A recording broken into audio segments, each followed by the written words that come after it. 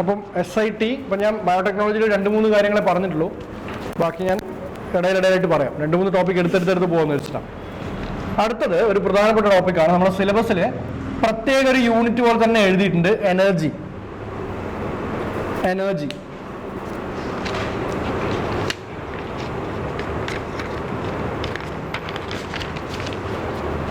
ഈ എനർജി എന്ന് പറയുന്നുണ്ട് സിലബസിൽ എന്താ ഉദ്ദേശിച്ചിട്ടുള്ളതെന്ന് അവർ കൃത്യമായിട്ട് സ്പ്ലിറ്റ് ചെയ്ത് പറഞ്ഞിട്ടില്ല. അതായത് എനർജി റിസോഴ്സ് ആണോ, സ്റ്റേറ്റ് വൈഡ് ആണോ ഉദ്ദേശിക്കുന്നത്, നാഷണൽ വൈഡ് ആണോ എന്നൊന്നും പറഞ്ഞിട്ടില്ല. അപ്പോൾ നമ്മളിപ്പോൾ തൽക്കാലം നാഷണൽ വൈഡ് ഡിസ്കസ് ചെയ്യാം. എന്നിട്ട് ലേറ്റർ സ്റ്റേജിൽ സ്റ്റേറ്റ് വൈഡും കൂടെ പറയാം. അതായത് സ്റ്റേറ്റിലെ നമ്മളെ എനർജി എന്ന് പറയുമ്പോൾ നമ്മൾ എന്തൊക്കെ പഠിക്കണം? പ്രധാനമായിട്ട് നമ്മൾ ഡിപ്പെൻഡ് ചെയ്യുന്നത് ഹൈഡൽ പവർ സ്റ്റേഷനെയാണ്. അപ്പോൾ ഹൈഡൽ എനർജി എന്താണ്, കേരളത്തിലെ പ്രധാനപ്പെട്ട ഹൈഡൽ പവർ സ്റ്റേഷൻസ് ഏതൊക്കെയാണ്, ലൊക്കേഷൻസ് ഏതാണ്, അതിനകത്ത് എന്തെങ്കിലും റീസെന്റ് ട്രെൻഡ് ഉണ്ടോ, കറണ്ട് അഫയേഴ്സ് റിലേറ്റഡ് എന്തെങ്കിലും സാധനം ഉണ്ടോ, ഇത്രയാണ് KSന്റെ എനർജി പെർസ്പെക്റ്റീവ്. ഇനി പിന്നെ നാഷണൽ ലെവൽ പെർസ്പെക്റ്റീവിൽ കുറച്ചധികം സാധനങ്ങളുണ്ട്. അതായത് മോഡേൺ ഫ്യൂവൽ ഏതൊക്കെയാണ്, നമ്മളിപ്പോൾ അടുത്ത് ഭാരത് യൂറോ സ്റ്റേജ് 6 നമ്മൾ ഷിഫ്റ്റ് ചെയ്തിട്ടുണ്ട്. ഇത് എന്തുകൊണ്ടാണ് ഷിഫ്റ്റ് ചെയ്തത്? പൊല്യൂഷൻ ആണ് ആക്ച്വലി, പക്ഷെ അതുകൊണ്ടുള്ള എനർജി ചേഞ്ച് എന്താണ്, നമ്മൾ പുതിയ ഫ്യൂവൽസ് ഏതൊക്കെയാണ് യൂസ് ചെയ്യുന്നത്, നമ്മളെ മോഡേൺ എനർജി ടെക്നിക്ക് എന്തൊക്കെയാണ്, ഇതൊക്കെയാണ് നാഷണൽ ഇൻട്രസ്റ്റ്. പിന്നെ ഇന്ത്യയിലെ പ്രധാനപ്പെട്ട ന്യൂക്ലിയർ പ്രൊലിഫറേഷൻ സോൺസ് ഏതൊക്കെയാണ്, തെർമൽ പവർ സ്റ്റേഷൻസ് ഏതൊക്കെയാണ്, ഇത്രയാണ് ഒരു എനർജി എന്ന് പറയുന്ന പോർഷൻ സാധാരണ ഗതിയിൽ നമ്മൾ എക്സാംസിന് കാണുന്നത്. അപ്പം നമുക്കും സിലബസ് സ്പ്ലിറ്റ് ചെയ്യാത്തത് കൊണ്ട് ഈ കാര്യങ്ങൾ എന്തായാലും നോക്കണം. അപ്പോൾ ഇന്ത്യയുടെ ഒരു പവർ പാറ്റേൺ എങ്ങനെയാണ്, what is power pattern of A country? എനിക്ക് കുറച്ച് വാക്കുകൾ വേണം. പവർ പാറ്റേൺ, പവർ ഗ്രിഡ്, ഇത്രയും. പവർ പാറ്റേൺ എന്ന് വെച്ചാൽ എന്താ? നമുക്ക് ബേസിക്കലി പവർ എന്തിനൊക്കെ ആവശ്യമുള്ള സൊസൈറ്റിക്ക്? ഡൊമസ്റ്റിക് യൂസിന് ആവശ്യമുണ്ട്, ഇൻഡസ്ട്രിയൽ യൂസിന് ആവശ്യമുണ്ട്. ഈ 2 യൂണിറ്റാണ് നമ്മൾ സാധാരണ കാണുന്നത്. ഇൻഡസ്ട്രിയൽ ആവശ്യത്തിനുള്ള എനർജി വേറൊരു പേയ്മെന്റ് സ്കെയിലും പേ സ്കെയിലും, നമ്മുടെ ഡൊമസ്റ്റിക് യൂസിന് കിട്ടുന്നത് വേറൊരു പേ സ്കെയിലുമാണ് നമുക്ക് കിട്ടിക്കൊണ്ടിരിക്കുന്നത്. ഇനി ഇതിനകത്ത് നമ്മുടെ പവർ പാറ്റേൺ എന്ന് വെച്ചാൽ ബേസിക്കലി ഉദ്ദേശിക്കുന്നത് what is our consumption pattern as well as what is our dependency. അപ്പോൾ പവർ പാറ്റേൺ എന്ന് വെച്ചാൽ നമുക്ക് ഇമ്പോർട്ടൻ്റ് ആയത് നമ്മുടെ ഡിപ്പെൻഡൻസി എന്താണ്. ഡിപ്പെൻഡൻസി മീൻസ് നമ്മൾ ഏത് മെത്തഡ് ഓഫ് പവർ ആണ് കൂടുതൽ യൂസ് ചെയ്യുന്നത്. അപ്പോൾ ഇന്ത്യ ഏറ്റവും കൂടുതൽ യൂസ് ചെയ്യുന്ന ഏത് പവർ സോഴ്സാണ്? അതായത് ഒരുപാട് പവർ സോഴ്സ് ഉണ്ടല്ലോ, ഹൈഡൽ എനർജി ഉണ്ട്, തെർമൽ എനർജി ഉണ്ട്, ന്യൂക്ലിയർ ഉണ്ട്. നമ്മൾ ഏതിനാണ് ഏറ്റവും കൂടുതൽ പവർ എടുക്കുന്നത്? തെർമലാണോ? ഹൈഡൽ അല്ല. India is using 70% thermal power. ഇന്ത്യയിൽ നമ്മൾ യൂസ് ചെയ്യുന്ന 70% of energy is generated from thermal power. ബാക്കിയുള്ള 25-27% ആണ് കോൾ, ഫ്രം കോളാണ്. നമ്മൾ ഇലക്ട്രിസിറ്റി ജനറേഷൻ കോൾ യൂസ് ചെയ്യുന്നുണ്ട്. കോൾ കത്തിക്കുക, ഫോർണസിൽ വെച്ച് കത്തിക്കും, അത് യൂസ് ചെയ്ത് വാട്ടർ ഹീറ്റ് ചെയ്ത് ആ സ്റ്റീം യൂസ് ചെയ്ത് എനർജി പ്രൊഡ്യൂസ് ചെയ്യാം. ലെസ് ദാൻ 5% ആണ് നമ്മൾ ന്യൂക്ലിയർ ഫ്യൂവൽ യൂസ് ചെയ്യുന്നത്. ഇതൊരു 20-27% പറയുന്നത്. തെർമലും കോളും സെയിം ആണ്. പക്ഷേ തെർമൽ എന്ന് നമ്മൾ പറയുന്നത് thermal power station without call usage, അല്ലെങ്കിൽ ജിയോ തെർമൽ. ഇത് രണ്ടുമാണ് നമ്മൾ ഇതിങ്ങനെ എഴുതണം ബ്രാക്കറ്റിൽ. അതായത് കോൾ യൂസ് ചെയ്യുന്നതിനെ സെപ്പറേറ്റ് എഴുതാനുള്ള കാരണം എന്താ? ശരിക്കും പറഞ്ഞാൽ ഇയാൾ പറഞ്ഞ കറക്റ്റാണ്, ഇതും രണ്ടും തെർമലാണ്. കാരണം തെർമലിന്റെ വർക്കിംഗ് എങ്ങനെയാ? ബേസിക്കലി ഒന്നുമില്ല, ഒരു വാട്ടറിന്റെ സ്ട്രീം ഉണ്ടാവും, അതിനെ ചൂടാക്കുക ഏതെങ്കിലും മെത്തേഡിൽ, എന്നിട്ട് ഹീറ്റ് ചെയ്ത ഹോട്ടായ ഒരു സ്റ്റീം ക്രിയേറ്റ് ചെയ്തിട്ട് ഇതിനെ പൈപ്പിലൂടെ വിട്ട് ടർബൈൻ കറക്കുക, പവർ ഉണ്ടാക്കുക. ബേസിക്കലി ഇതിനകത്ത് എല്ലാ മെത്തേഡും തെർമലാണ്. Even nuclear is thermal in nature. കാരണം ആ എനർജി വെച്ച് നമ്മളൊരു വാട്ടർ വേപ്പർ ഉണ്ടാക്കുന്നുണ്ട്. പക്ഷെ ഇതിന് നമ്മളിങ്ങനെ എഴുതാൻ കാരണം, കോള് സെപ്പറേറ്റ് എഴുതാൻ കാരണം, കോൾ എന്ത് ടൈപ്പ് ഫ്യൂവലാണ്? കൺവെൻഷണൽ ഫ്യൂവലാണ്. പിന്നെന്താ? റിന്യൂവബിൾ ആണോ? അല്ല, നോൺ റിന്യൂവബിൾ ആണ്. അപ്പൊ അതുകൊണ്ട് എന്നിട്ട് നമ്മൾ ഇപ്പോഴും അത് 20% വരെ യൂസ് ചെയ്യുന്നുണ്ട്. അപ്പൊ അത് എടുത്തു കാണിക്കാൻ വേണ്ടിയാണ് അങ്ങനെ സെപ്പറേറ്റ് കോൾ എന്ന് എഴുതിയത്. ഇതിനകത്ത് നമ്മൾ 2 മെത്തേഡ്, ഒന്ന് കോൾ അല്ലാത്ത other thermal power. For example diesel. ഇപ്പൊ നമുക്ക് കോഴിക്കോട് നല്ലതൊക്കെ ഒരു ഡീസൽ പവർ പ്ലാന്റ് ഉണ്ട്, കായംകുളത്തൊരു പവർ പ്ലാന്റ് ഉണ്ട്. ഇതൊക്കെ എന്താ? ഇതൊക്കെ മറ്റ് other resource, other fuel use ചെയ്യുന്ന തെർമൽ പവർ പ്ലാന്റ്സ് ആണ്. നമ്മൾ റെയിൽവേന്റെ ഒക്കെ ട്രാക്ഷൻ യൂസ് ചെയ്യുന്നത്. ട്രാക്ഷൻ എന്ന് വെച്ചാൽ എന്താ? റെയിൽവേന്റെ പവറിങ് നമ്മൾ ട്രാക്ഷൻ എന്നാ പറയുക. ട്രാക്ഷൻ യൂണിറ്റ് കായംകുളത്ത് കണ്ടില്ല നിങ്ങൾ? TTCU, traction control unit. അപ്പം ഈ ട്രാക്ഷനൊക്കെ നമ്മൾ യൂസ് ചെയ്യുന്നത് തെർമലാണ്. ഇനി ജിയോ തെർമൽ എന്ന് വെച്ചാൽ എന്താ? ഈ സാധാരണ തെർമലും ജിയോ തെർമലും തമ്മിലുള്ള വ്യത്യാസം എന്താ? Geothermal is a renewable mode of energy. അതായത് തെർമലിനകത്ത് നമുക്ക് റിന്യൂവബിൾ നോൺ റിന്യൂവബിൾ എന്താണെന്ന് അറിയോ? എന്താ റിന്യൂവബിൾ? റീയൂസ് ചെയ്യാൻ പറ്റുന്നതാണോ നോൺ റിന്യൂവബിൾ?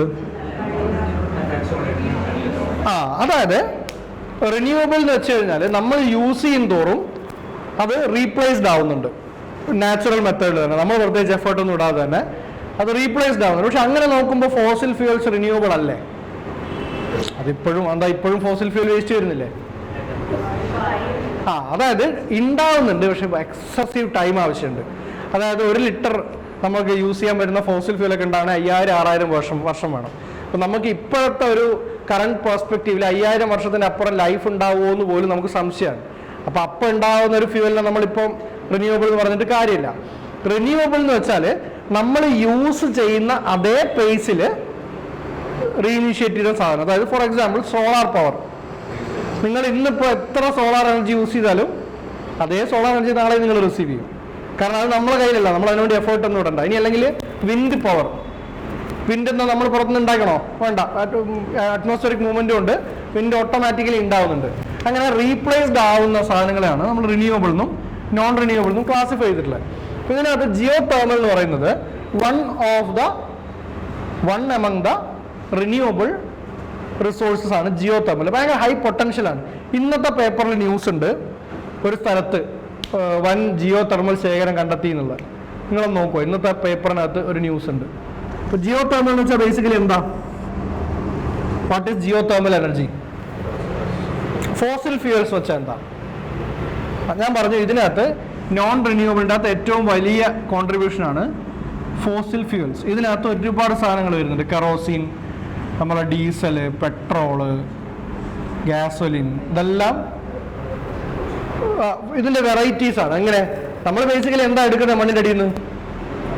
കാർബോണിഫൈഡ് ആയ വേസ്റ്റ് ആണ്.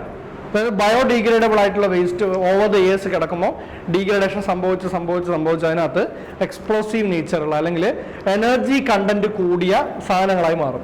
നമ്മൾ അതിനെ എക്സ്ട്രാക്ട് ചെയ്തെടുക്കുക. അതിനെയാണ് നാച്ചുറൽ ഗ്യാസ് എന്ന് പറയുന്നത്.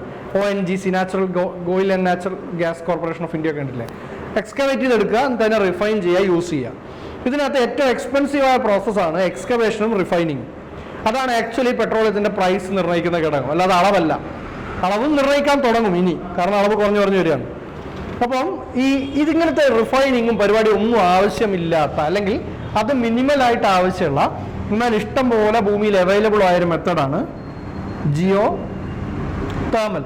നമ്മൾ എർത്തിൻ്റെ ഒരു ക്രോസ് സെക്ഷൻ എടുത്തു കഴിഞ്ഞാൽ അതിൻ്റെ കോറുണ്ട്. കോറെന്ന് വെച്ചാൽ ഏറ്റവും സെൻറ്റർ പോർഷൻ, അത് ഭയങ്കര ഹോട്ടാണ്, റോക്കാണ്, അല്ലെങ്കിൽ ലാവയാണ്, ഭയങ്കര ഹീറ്റ് ചെയ്ത് കിടക്കുന്ന സാധനമാണ്.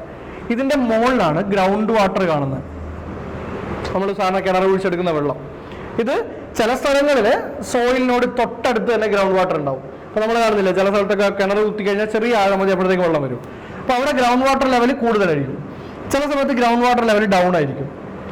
ചില സ്ഥലങ്ങളിൽ ഈ കോറിനോട് തൊട്ടുകൊണ്ട് ഗ്രൗണ്ട് വാട്ടർ കിടക്കുന്നുണ്ടാവും. ഗ്രൗണ്ട് വാട്ടർ എങ്ങനെയാണ്, വെള്ളം എങ്ങനെയാണ് ഭൂമിക്കടി കാണുന്നത്?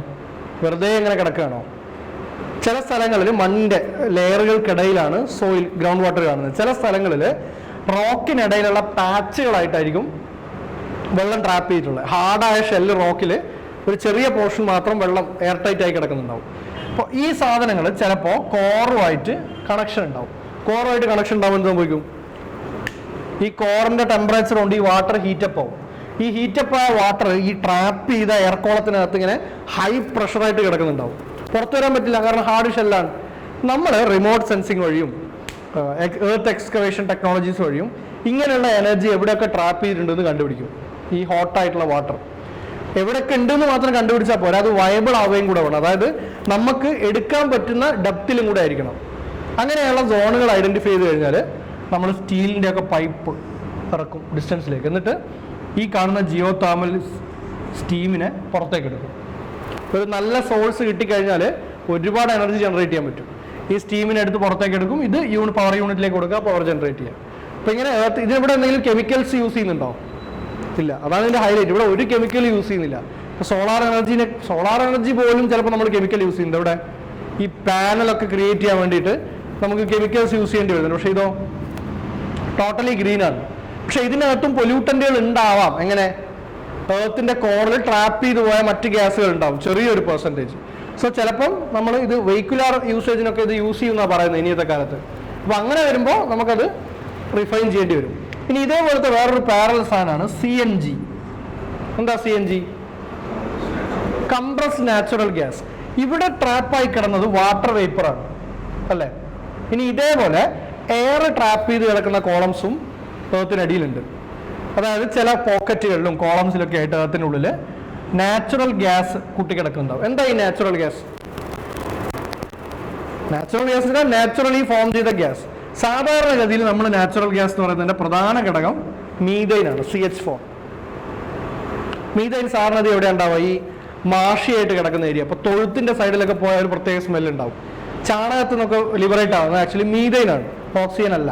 അപ്പം ഈ മീഥൈൻ എന്ന് പറയുന്നത് ഒരു നമ്മുടെ മാർഷി ഗ്യാസ് എന്നൊരു പേരുണ്ട്. ഈ പേര് കുറെ പേരുകളുണ്ട്. ഒന്ന് നാച്ചുറൽ ഗ്യാസ്, അടുത്തത് മാർഷി ഗ്യാസ്. നിങ്ങൾ ഈ ചതുപ്പിലൊക്കെ പെട്ടുപോകുന്ന ആൾക്കാരില്ലേ, ട്രാപ്പായി പോകുന്നത്, അവര് മരിച്ചു പോകാനുള്ള ഒരു കാരണം ഒന്ന് ചതുപ്പിനകത്തേക്ക് പോകുന്നത്, രണ്ടാമത്തത് ചതുപ്പിന്റെ ചുറ്റും മീഥൈൻ്റെ ഒരു ഗ്യാഷ്യസ് ലെയർ ഉണ്ടാവും. പോയ്സണസ് ആയിരിക്കും അധികം സ്മെല് ചെയ്ത് കഴിഞ്ഞാൽ. അപ്പോൾ ഈ മീഥൈൻ ആണ് പ്രധാനപ്പെട്ട എർത്തിന്റെ അവിടെ ഇവിടെയൊക്കെ ആയിട്ട് പാച്ച് ചെയ്ത് കിടക്കുന്ന മീഥൈൻ്റെയും മറ്റ് ഗ്യാസുകളുടെയും ഒരു കമ്പൈലേഷൻ ഉണ്ടാവും. ഇതെവിടെയാണെന്ന് കണ്ടെത്തുക, ഇതിനെ ടാപ്പ് ചെയ്ത് പുറത്തേക്ക് എടുക്കുക, എന്നിട്ട് ഇതിനെ റിഫൈൻ ചെയ്തെടുത്ത് ഉണ്ടാക്കുന്ന ഗ്യാസാണ് കംപ്രസ്ഡ് നാച്ചുറൽ ഗ്യാസ്. എന്തുകൊണ്ടാണ് കംപ്രസ്ഡ് നാച്ചുറൽ ഗ്യാസ് ആവുന്നത്? ഒരു നാച്ചുറൽ ഗ്യാസ് ആയ പോലെ എന്തിനാ കംപ്രസ് ചെയ്യുന്നത്? എന്തിനാ കംപ്രസ് ചെയ്യുന്നത്? സ്റ്റോർ ചെയ്യാൻ. സ്റ്റോർ ചെയ്യാൻ ഭയങ്കര എളുപ്പമാണ്. അല്ലെങ്കിൽ നിങ്ങൾക്ക് സിഗർ ലൈറ്ററിനകത്ത് എന്തിനാ വെള്ളം പോലെ കാണിച്ചേക്കുന്ന ഗ്യാസ്? സാധാരണ ഗ്യാസായിട്ട് തന്നാൽ പോരെ. ഒരു ബലൂണിനകത്താണ് ലൈറ്റർ തന്നെങ്കിൽ ഗ്യാസായിട്ട് വെള്ളമായിട്ട് കിടക്കുമോ അതിനകത്ത്? ഇല്ല, പ്രഷർ ഉണ്ടാവില്ല. അപ്പോൾ അത് ഗ്യാഷ്യസ് സ്റ്റേറ്റിലായിരിക്കും. പെട്ടെന്ന് അത് പുറത്തേക്ക് പോകും, ഊസ് ഔട്ടായി പോകും. അതേപോലെ അതിനെ ട്രാൻസ്പോർട്ട് ചെയ്യാൻ വലിയ സാധനങ്ങൾ വേണ്ടി വരും. നിങ്ങൾക്ക് എത്രത്തോളം ഒരു ഗ്യാസിനെ കംപ്രസ് ചെയ്യാൻ പറ്റുന്നോ അത്രയും കൂടുതൽ അതിന്റെ കണ്ടന്റ് സ്റ്റോർ ചെയ്യാൻ പറ്റും. നിങ്ങളുടെ വീട്ടിലുള്ള ഗ്യാസ് സിലിണ്ടർ ഇരുമ്പിന്റെ സാധനമാക്കാനുള്ള കാരണം അതാണ്. സ്ട്രോങ് ആയ ബോഡി വേണം, എന്നാൽ മാക്സിമം കംപ്രസ് ചെയ്യാം, മാക്സിമം ഗ്യാസിനെ അങ്ങോട്ട് തള്ളിക്കയറ്റാം. അപ്പോൾ ലിക്വിഡ് സ്റ്റേറ്റിലാണ് നിങ്ങളുടെ സിലിണ്ടറിനകത്ത്. കുലുക്കി നോക്കിയാൽ കുലുങ്ങുന്നില്ലേ? അപ്പോൾ ലിക്വിഡ് സ്റ്റേറ്റിനകത്ത് പുറത്തേക്ക് വരുമ്പോൾ മാത്രമേ ഗ്യാഷ്യസ് ആവും. അപ്പോൾ വേസ്റ്റേജ് മിനിമം ആയിരിക്കും, കൂടുതൽ ക്യാരി ചെയ്യാനും പറ്റും. സോ ഈ ഇങ്ങനെ എടുക്കുന്ന കംപ്രസ് നാച്ചുറൽ ഗ്യാസിനെ കംപ്രസ് ചെയ്യും, ലിക്വിഫൈ ചെയ്യും, അത് യൂസ് ചെയ്യും. ഇനി ഈ CNG കംപ്രസ്ഡ് നാച്ചുറൽ ഗ്യാസ് ആണ്. അതിന് 2 വേർഷൻ ഉണ്ട്. അതായത് നമ്മളുടെ എഞ്ചിൻ ഏതിനാണോ കേപ്പബിൾ, ചില എഞ്ചിനുകൾക്ക് ലിക്വിഡ് ഫ്യൂലിനെ മാത്രം പ്രോസസ്സ് ചെയ്യാനേ പറ്റും. അപ്പം അങ്ങനത്തെ സാധനങ്ങൾക്ക് വേണ്ടി ഇതിനെ ലിക്വിഫൈ ചെയ്ത് യൂസ് ചെയ്യും. ആ ലിക്വിഫാക്ഷൻ ഒന്നുകിൽ പ്രഷറൈസ്ഡ് ആയിരിക്കും, അല്ലെങ്കിൽ കെമിക്കൽസ് ആഡ് ചെയ്ത് ലിക്വിഫൈ ചെയ്യുന്നതായിരിക്കും. അപ്പോൾ ആ രണ്ടും ഉണ്ട്. ഇപ്പം ഗെയിൽ പൈപ്പ് ലൈൻ ഒക്കെ ഇല്ലേ, അതൊക്കെ ലിക്വിഫൈഡ് ഗ്യാസാണ്, ഗ്യാഷ്യസ് ആയിട്ടാണ് ട്രാൻസ്പോർട്ട് ചെയ്യുന്നത്. അപ്പം എപ്പോഴും ഗ്യാഷ്യസ് ആയിട്ട് ട്രാൻസ്പോർട്ട് ചെയ്യുന്നതിനേക്കാൾ എളുപ്പമാണ് ലിക്വിഫൈഡ് ഗ്യാസ് ആയിട്ട് ട്രാൻസ്ഫർ ചെയ്യുന്നത്. കാരണം ഗ്യാഷ്യസ് ആകുമ്പോൾ ട്രാൻസ്പോർട്ടേഷൻ നമ്മൾ ഒരുപാട് പ്രഷർ കൊടുക്കേണ്ടി വരും. കാരണം നിങ്ങളിപ്പം ഇവിടെ ഒരു പൈപ്പ്, രണ്ടറ്റത്ത് ഒരു ബലൂണിനകത്ത് എയർ നിറച്ച് വെച്ചാൽ എയർ സ്മൂത്തായിട്ട് ഇതിൽ കൂടെ അങ്ങോട്ട് പോവുമോ? എയർ അവിടെ ഇവിടെയൊക്കെ നിൽക്കൂലേ? പക്ഷെ ലിക്വിഡ് ആണെങ്കിലോ നമ്മളൊന്ന് പ്രസ് ചെയ്ത് കൊടുത്താൽ മതി, സാധനം മൂവ് ആവും. ഇപ്പോൾ എയർ ടൈറ്റ് ആണെങ്കിൽ. അപ്പോൾ അതുകൊണ്ടാണ് ലിക്വിഫൈഡ് ആയിട്ട് യൂസ് ചെയ്യുന്നത്. അപ്പം അതിനകത്ത് ഇനിയൊരു വേർഡ് നമുക്കറിയണം. നിങ്ങൾ ഇപ്പോൾ എഴുതണ്ട, ഞാൻ പറയാം. ഈ ടേം എന്താണെന്ന് അറിയണം. What is power grid? നിങ്ങൾക്ക് ഇന്റർവ്യൂവിൽ എത്ര മണിക്ക് വരാറ്? അറിയില്ല. What is power grid and it's significance? ഇതും എനർജിയിലായിട്ട് പ്രധാനപ്പെട്ട പോർഷൻ. എന്താ പവർ ഗ്രിഡ്? കേട്ടിട്ടുണ്ട്? എവിടെയാ പവർ ഗ്രിഡ് എന്ന് കേട്ടിട്ടില്ല? Power grid, national power grid corporation of India, NPCI. എന്താ പവർ ഗ്രിഡ്? അപ്പോൾ എന്താ പേർപ്പസ്? എന്താ പവർ ഗ്രിഡിന്റെ? അപ്പോൾ നമ്മളിപ്പോൾ യൂസ് ചെയ്യുന്ന ഇലക്ട്രിസിറ്റി ഇത് എവിടുന്നാണ് വരുന്നത്? ഇതിപ്പോൾ നിലവിൽ മൂലമറ്റത്തുനിന്ന് ടർബൈനൊക്കെ കറക്കി പവർ ഉണ്ടാക്കിയിട്ട് ഇങ്ങോട്ട് വരുന്നതാണോ? നിങ്ങൾ വീട്ടിൽ രാത്രി കറണ്ട് ഉപയോഗിക്കുന്നുണ്ട്, രാത്രിയൊക്കെ പവർ ഹൗസിൽ നിന്ന് പവർ ഇങ്ങനെ ഉണ്ടായിക്കൊണ്ടിരിക്കും, നമ്മൾ യൂസ് ചെയ്യുക അല്ല. അത് ബാറ്ററിയിൽ സ്റ്റോർ ചെയ്തിട്ട് പിന്നെയും വിടുന്നതാണോ? അങ്ങനെയാണോ? അപ്പോൾ എങ്ങനെയാണ് ഇതിൻ്റെ പരിപാടി? എങ്ങനെയാണ്? ഇലക്ട്രിസിറ്റി അല്ലേ. അപ്പോൾ ഇപ്പം നമ്മൾ യൂസ് ചെയ്യുന്ന ഇലക്ട്രിസിറ്റി എങ്ങനെയാണ് വരുന്നത്? ഇത് ചാർജ് ചെയ്തിട്ടൊന്നുമല്ല നമുക്ക് കിട്ടുന്നത്. കാരണം അങ്ങനെയൊക്കെ ചെയ്യുമ്പോൾ ഒരുപാട് എനർജി ലോസ് ആയി പോകും. അത് മാത്രമല്ല സ്റ്റോർ ചെയ്യണേ ഒരുപാട് ഫെസിലിറ്റീസും ഇൻവെസ്റ്റ്മെൻറ്റും ആവശ്യമുണ്ട്. അപ്പോൾ നമ്മളെന്താ ചെയ്യുന്നത്? പവർ പ്രൊഡ്യൂസ് ചെയ്യുന്ന പവർ അപ്പം തന്നെ യൂസ് ചെയ്യണം, അല്ലാതെ എവിടെയും സ്റ്റോർ ചെയ്യുന്നില്ല. ഇപ്പോൾ നമുക്ക് ആവശ്യമില്ലെങ്കിലോ? ഇപ്പോൾ നമ്മൾ ഇന്നായിരിക്കും ചിലപ്പോൾ പവർ ജനറേറ്റ് ചെയ്യുന്നത്, ഇപ്പം നമ്മുടെ സ്റ്റേറ്റിൽ അത്ര പവർ ആവശ്യമില്ല. അപ്പോൾ എന്ത് ചെയ്യും? ഇത്രയും ബാക്കിയുള്ള പവർ എന്ത് ചെയ്യും? ഇതിനൊക്കെ ഉള്ള സൊല്യൂഷനാണ് പവർ ഗ്രിഡ്. പവർ ഗ്രിഡ് എന്ന് വെച്ചാൽ ഇന്ത്യയിലെ മൊത്തം പവർ സിസ്റ്റം, അതായത് ഒരുപാട് പവർ കോർപ്പറേഷനുകളുണ്ട് ഇന്ത്യയിൽ. ഇപ്പോൾ KSEB ഉണ്ട്, ബാംഗ്ലൂർ പവർ കോർപ്പറേഷൻ അവിടുത്തെ ഉണ്ട്. അപ്പോൾ ഇങ്ങനെ രാജ്യം മൊത്തം ഓരോ സ്റ്റേറ്റ് വൈഡ് ആയിട്ടും സിറ്റി വൈഡ് ആയിട്ടൊക്കെ സെപ്പറേറ്റ് എൻറ്റിറ്റീസ് ആണ് പവർ ഡീൽ ചെയ്യുന്നത്. ഈവൻ പ്രൈവറ്റ് സെക്ടറും കൂടെ വരാൻ പോവാണ്. റിലയൻസ് ഒക്കെ പവർ കോർപ്പറേഷനായിട്ട് വരാൻ പോവാം.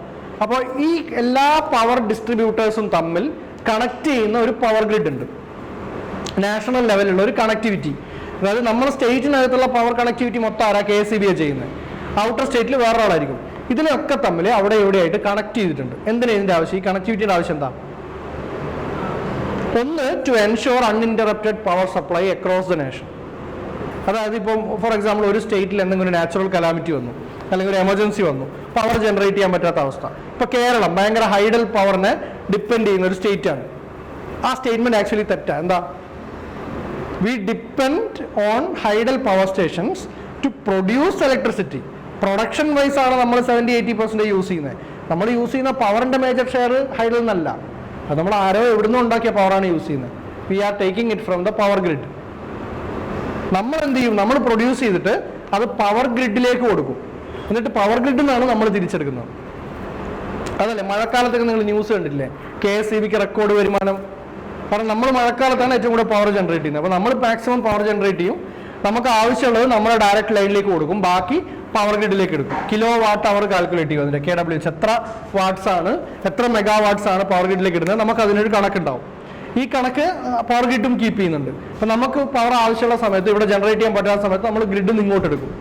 ഇനി നിങ്ങൾക്ക് വേറൊരു സ്റ്റേറ്റിന് പവർ വിൽക്കാം, അതൊക്കെ പവർ ഗ്രിഡ് വഴി ഓപ്പറേറ്റ് ചെയ്യുന്നത്. അപ്പോൾ നിങ്ങൾക്ക് തമിഴ്നാട്ടിൽ ഇലക്ട്രിസിറ്റി കുറവാണെങ്കിൽ നമ്മൾ ഇവിടുന്ന് ഒരു യൂണിറ്റിന് പൈസ ഫിക്സ് ചെയ്തിട്ട് അങ്ങോട്ട് കൊടുക്കും. അതിന് പവർ ഗ്രിഡ് ഒരു ചാർജ് എടുക്കും, ട്രാൻസ്പോർട്ടേഷന് നമുക്ക് നല്ല വരുമാനമായിരിക്കും.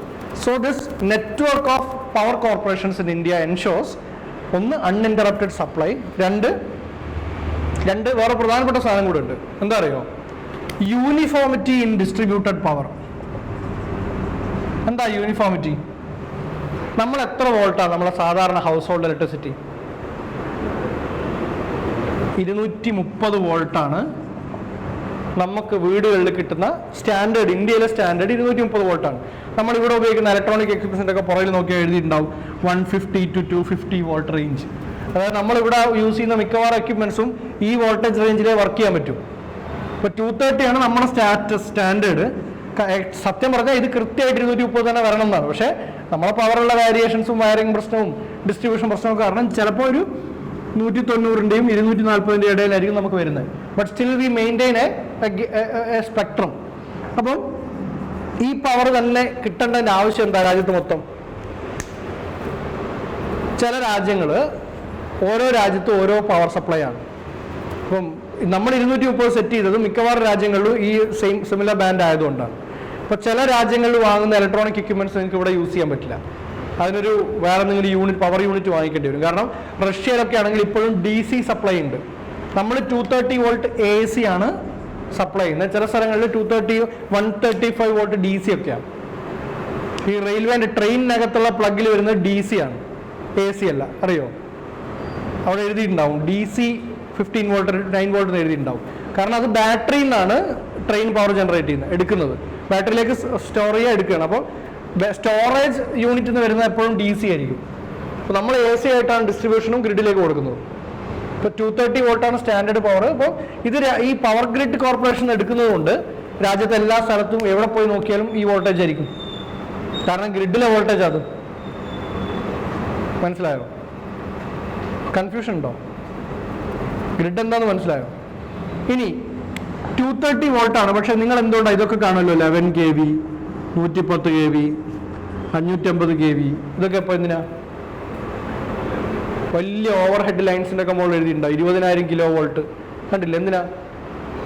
അതുപോലെ റെയിൽവേയുടെ ട്രാക്ഷൻ്റെ മുകളിൽ എഴുതിയിട്ടുണ്ടാവും 20,000 കിലോ വോൾട്ടാണ്, സൂക്ഷിക്കുക എന്നൊക്കെ പറഞ്ഞ അസ്ഥി കൂടെ ഡേഞ്ചറൊക്കെ വരച്ചിട്ടുണ്ടാവും.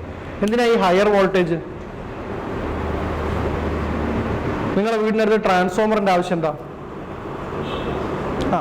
ട്രാൻസ്ഫോമേഴ്സ് 2 രീതിയിൽ വർക്ക് ചെയ്യുന്നുണ്ട്. ഒന്ന് സ്റ്റെപ്പ് അപ്പ് ട്രാൻസ്ഫോമറും ഉണ്ട്, സ്റ്റെപ്പ് ഡൗൺ ട്രാൻസ്ഫോമറും ഉണ്ട്. സ്റ്റെപ്പ് ഡൗൺ ട്രാൻസ്ഫോമർ ചെയ്യുന്നത് ഒരു കൂടിയ വോൾട്ടേജിൽ നിന്നും കുറഞ്ഞ വോൾട്ടേജിലേക്ക് പവറിനെ താഴ്ത്താം. സ്റ്റെപ്പ് അപ്പ് ആണെങ്കിൽ കുറഞ്ഞതിൽ നിന്ന് കൂട്ടിയതിലേക്ക് ചെയ്യാം. എന്തിനാണ് ഈ ട്രാൻസ്ഫോമർ നമ്മൾ യൂസ് ചെയ്യുന്നത്? പവർ ട്രാൻസ്പോർട്ട് ചെയ്യുമ്പോൾ നമ്മൾ ലൈൻ ചെയ്ത കേബിൾ വഴിയാണ് ട്രാൻസ്പോർട്ട് ചെയ്യുന്നത് അല്ലേ? നമ്മൾ വയർലെസ് ആയിട്ടാണോ പവർ ട്രാൻസ്പോർട്ട് ചെയ്യുന്നത്? അല്ല, കേബിൾ വയറാണ്. നമ്മൾ ഏത് കമ്പിയാണ് യൂസ് ചെയ്യുന്നത്? We are using aluminium. നമ്മൾ അലൂമിനിയത്തിന്റെ കമ്പിയാണ് യൂസ് ചെയ്യുന്നത്. അലൂമിനിയത്തിന്റെ കമ്പി യൂസ് ചെയ്യാൻ കാരണം അതിന് റെസിസ്റ്റൻസ് കുറവാണ്. റെസിസ്റ്റൻസ് കൂടുതൽ ഇങ്ങനെ ഇക്വേഷൻ ഉണ്ട്, പണ്ട് പഠിച്ച ഓർമ്മ, H=I²RT. അതായത് heat loss on electrical conductivity is equal to I²RT. I current ആണ്, ഇത് റെസിസ്റ്റൻസ് ആണ്, ഇത് ടെമ്പറേച്ചർ ആണ്. അതായത് നിങ്ങൾ എത്രത്തോളം റെസിസ്റ്റൻസ് കൂടിയ മെറ്റീരിയൽ ഉപയോഗിക്കുന്നു അത്രയും ഹീറ്റ് ലോസ് ഉണ്ടാവും. അപ്പോൾ നമ്മൾ അലൂമിനിയത്തിന് വരെ ഇരുമ്പ് കമ്പി യൂസ് ചെയ്താൽ ഉണ്ടാക്കുന്ന പവറിൻ്റെ ഒരുപാട് പോർഷൻ ഹീറ്റായിട്ട് പോകും. അപ്പം പകരം നമ്മൾ അലൂമിനിയത്തിന് പകരം ഗോൾഡിൻ്റെ കമ്പി നമുക്ക് യൂസ് ചെയ്യാൻ പറ്റുമെങ്കിൽ കുറച്ചും കൂടെ എനർജി നമുക്ക് സേവ് ചെയ്യാം. പക്ഷേ ഗോൾഡ് നമുക്ക് ഇല്ല. അപ്പം ഏറ്റവും നല്ല കണ്ടക്ടർ യൂസ് ചെയ്യുമ്പോൾ അത്രയും പവർ കുറയും. ഇനി വേറൊരു മെത്തേഡ് കറണ്ട് വേരിയിക്കുക എന്നുള്ളതാണ്.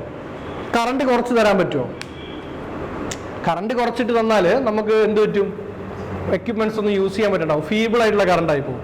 പക്ഷേ വേറൊരു ഇക്വേഷൻ കൂടെ ഉണ്ടായിരുന്നു, P=VI. ഓർമ്മയുണ്ടോ? Power is equal to power is directly proportional to voltage and current. അത് മാത്രമല്ല, V is inversely proportional to current. Voltage inversely proportional to current ആണ് പവർ കോൺസ്റ്റന്റ് ആക്കി വെച്ചാൽ. അപ്പം നമ്മൾ എന്താ ചെയ്യുന്നത് വെച്ചാൽ ഇവിടെ I² ആണ്. അതായത് കറണ്ടിൽ ഇച്ചിരി കുറച്ചാൽ തന്നെ നല്ല ഹീറ്റ് ലോസ് കുറക്കാം. അപ്പം അതിനുവേണ്ടി നമ്മൾ എന്ത് ചെയ്യും? കറണ്ട് കുറക്കുന്നതിന് പകരം വോൾട്ടേജ് കൂട്ടും. കാരണം വോൾട്ടേജ് കൂടുമ്പോൾ കറണ്ട് കുറയും. അപ്പോൾ കറണ്ട് കുറച്ച് ലോസ് കുറക്കണം എന്ത് ചെയ്യാം? കൂടിയ വോൾട്ടേജിനെ ട്രാൻസ്പോർട്ട് ചെയ്താൽ അത്രയും നഷ്ടവും കുറയും.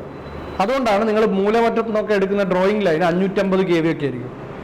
കാരണം എത്ര വോൾട്ടേജ് കൂട്ടി ട്രാൻസ്പോർട്ട് ചെയ്യാൻ പറ്റുമോ അത്രയും നല്ലതാണ്. അതുകൊണ്ടാണ് ഓവർ ഹെഡ് കേബിളാക്കി അത്രയും ഹൈറ്റ് കൂടെ വലിയ വോൾട്ടേജിൽ ട്രാൻസ്പോർട്ട് ചെയ്യുന്നത്. അപ്പം അത്രയും ലോസ് കുറവായിരിക്കും. ഇനിയിപ്പം ഈ 550 kV സാധനം നിങ്ങൾ വീട്ടിലേക്ക് വരാൻ പറ്റുമോ? ഇല്ല, തന്നതേ ഓർമ്മ ഉണ്ടാവും. അത് കാരണം 550 kV ലൈനിന്റെ താഴെ നിങ്ങൾ കമ്പി വെച്ച് നിന്നാൽ തന്നെ ഒട്ടിപ്പോകും. റെയിൽവേന്റെ ട്രാക്കിന്റെ അടുത്തുകൊണ്ടാണ് നിങ്ങൾ ആ പാലത്തിന്റെ മുകളിൽ പോകുമ്പോൾ നെറ്റ് ഇട്ട് കെട്ടിയ കാണുന്നില്ലേ? ഈ മുകളിൽ കൂടെ ക്രോസ് ചെയ്യുന്ന പാലം കണ്ടിട്ടില്ലേ? ഇരുമ്പിന്റെ നെറ്റ് കൊണ്ട് ഷെല്ലുണ്ടാക്കിയിട്ടുണ്ട്. കാരണം എന്താ? അവിടെ ആരെങ്കിലും നിന്ന് പുറത്തേക്ക് ഒരു കുട വീശിയാൽ മതി, അത് ഒട്ടിപ്പോകും. കാരണം അതിന് ചുറ്റും ഒരു മാഗ്നറ്റിക് സ്പെക്ട്രം ഉണ്ടാവും, AC കറണ്ട് റൺ ചെയ്യുന്നത്. അപ്പോൾ ഈ സാധനം നിങ്ങളുടെ വീട്ടിലേക്ക് എത്തണമെങ്കിൽ അപ്പോൾ എന്ത് ചെയ്യണം? മെയിൻ പവർ ലൈനിൽ നിന്ന് നിങ്ങൾ അടുത്തുള്ള സബ്സ്റ്റേഷനിലേക്ക് കൊടുക്കും. അതിനാണ് 110 kV സബ്സ്റ്റേഷൻ. കേട്ടില്ലേ? എല്ലാ സ്ഥലത്തും ഉണ്ടാവും. നിങ്ങളുടെ വീടിൻ്റെ ഒരു 5 കിലോമീറ്റർ 6 കിലോമീറ്റർ പരിധിക്കുള്ള ഒരു സബ്സ്റ്റേഷൻ ഉണ്ടാവും. സബ്സ്റ്റേഷൻ എന്താ ചെയ്യുന്നത്? ഈ വരുന്ന 550-220 kV സാധനം എടുത്തിട്ട് സ്റ്റെപ്പ് ഡൗൺ ട്രാൻസ്ഫോമറുകളാണ് അവിടെ ഉള്ളത്. അതിനെ എടുത്തിട്ട് എന്ത് ചെയ്യും? 230 വോൾട്ട് അല്ലെങ്കിൽ 11 kV ആക്കിയിട്ടാണ് സാധാരണ ചെയ്യുക. 11 kV ആക്കിയിട്ടാണ്, അല്ലെങ്കിൽ 110 kV. ഈ 11 kV പിന്നെയും 3 ഫേസ് ആക്കിയിട്ട് 3 ഫേസ് കണക്ഷൻ ആക്കിയിട്ട് നിങ്ങളുടെ വീടിനടുത്ത് എത്തിക്കും. വീടിനടുത്ത് നിങ്ങൾക്ക് വേറെ എന്തുണ്ട്? ട്രാൻസ്ഫോമർ വെച്ചിട്ടുണ്ടാവും. അതും ഒരു സ്റ്റെപ്പ് ഡൗൺ ട്രാൻസ്ഫോമർ ആണ്. അതിനകത്തേക്ക് 11 kV കണക്ട് ചെയ്തിട്ട് 230 വോൾട്ട് പുറത്തെടുക്കും. ഈ 230 വോൾട്ടാണ് നിങ്ങളുടെ വീടിനടുത്തൂടെ പോകുന്ന ലൈൻ. അതായത് നിങ്ങൾക്ക് ഡയറക്റ്റ് കണക്ഷൻ തരും. ഇനി ഇൻഡസ്ട്രീസ് ആണെങ്കിൽ അവർക്ക് ഡയറക്റ്റ് 11 kV കണക്ഷൻ കൊടുക്കും. സംഭവം മനസ്സിലായോ? ഇതാണ് നമ്മളെ പവർ മെത്തേഡ്. നമ്മൾ എത്തിക്കുന്ന മെത്തേഡ് ഇതാണ്. പവർ ഗ്രിഡ് ഇതാണ്. ഒരു ഐഡിയ ഉണ്ടല്ലോ. അപ്പോൾ ഇത് എനർജി എന്ന് മാത്രം പറഞ്ഞുകൊണ്ടാണ് ഇത്രയും പറഞ്ഞത്. നമുക്ക് അറിഞ്ഞുകൂടാ എങ്ങനെ ചോദ്യം വരാമെന്ന്. അപ്പം നിങ്ങൾ നോക്കേണ്ട ബേസിക് സാധനങ്ങൾ ഇത്രയാണ്. ഇനി ഇതിനകത്ത് ഒന്ന് നോട്ട് ചെയ്ത് വെക്കാം. Thermal power. Thermal power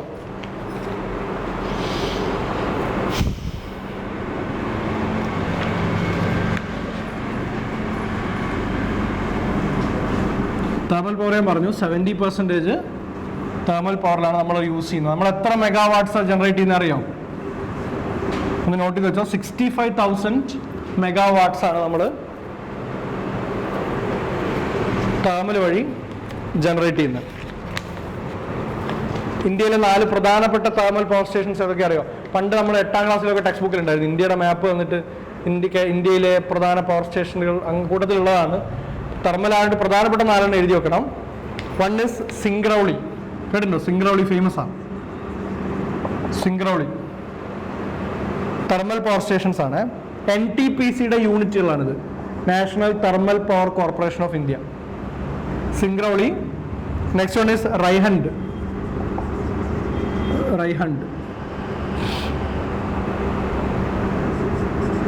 തൽച്ചർ, Farakka, ഇതും ഫേമസ് ആണ് ഫറാക്ക. അതിൽ സിംഗ്രൗളിയും റൈഹണ്ടും UP-യിലാണ്, തൽച്ചർ ഒഡീഷയിലാണ്, ഫറാക്ക വെസ്റ്റ് ബംഗാളിലാണ്. ചിലപ്പോൾ നിങ്ങൾ ഇത്രയൊക്കെ പഠിച്ചാലും ചിലപ്പോൾ ഇത് ഏതെങ്കിലും ഏത് സ്റ്റേറ്റിലാണെന്നായിരിക്കും ചോദിക്കുന്നത്. അപ്പോൾ അതുകൊണ്ട് വിട്ട് കളയാൻ പറ്റില്ല പ്രധാനപ്പെട്ട യൂണിറ്റുകൾ.